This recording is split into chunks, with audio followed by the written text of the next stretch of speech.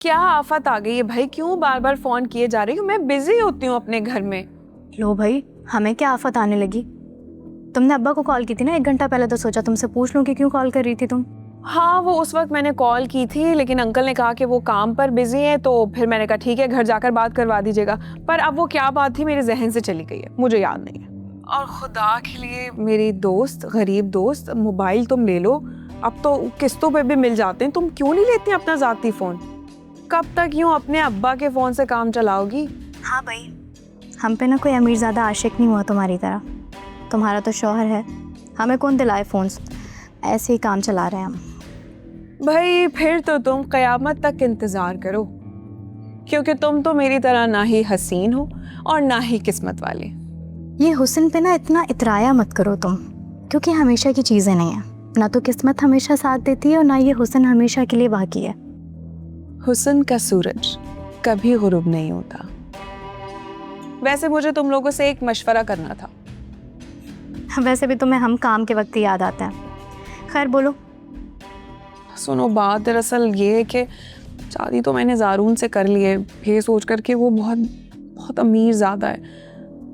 पर हकीकत में बात ये है कि सारी जायदाद और बैंक बैलेंस ना उसके माँ बाप के हाथ में है। वो तो कभी भी इसको रफू चक्कर कर सकते हैं। ये तो मैंने तुम्हें पहले ही बताया था कि सिर्फ उस फ्लैट को देख के ना बैठी रहना। ऐसे लड़के ना हमेशा अपने वालिदैन के मोहताज ही निकलते हैं। इस बात का तो मुझे अच्छी तरह अंदाज़ा हो गया है कि ये जो ऐशो आराम है ना, ये कुछ ही दिनों के हैं और ये उसके हाथ में भी नहीं है। लेकिन मसला सबसे बड़ा ये है कि उसकी अम्मा मुझे कबूल करना तो दूर, मुझे मुंह लगाना भी मुनासिब नहीं समझ रही है।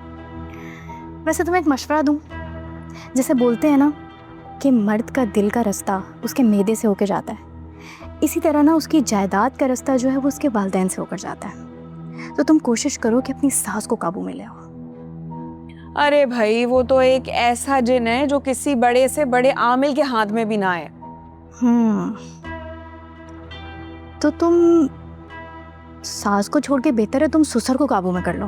वैसे भी मर्दों का दिल तो नरम होता है ना।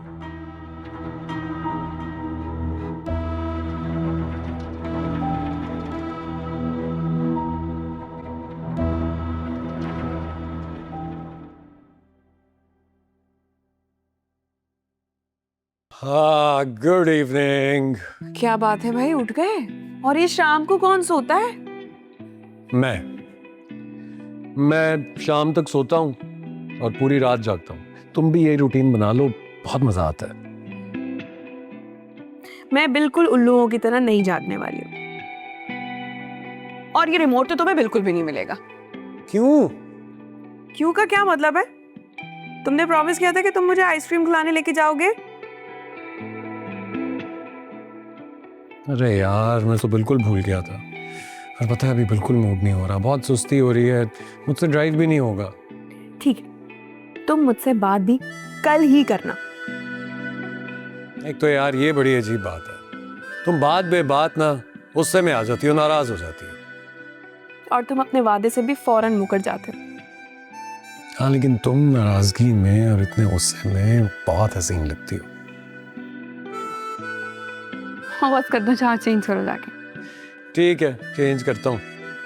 जल्दी आना। हाँ हाँ।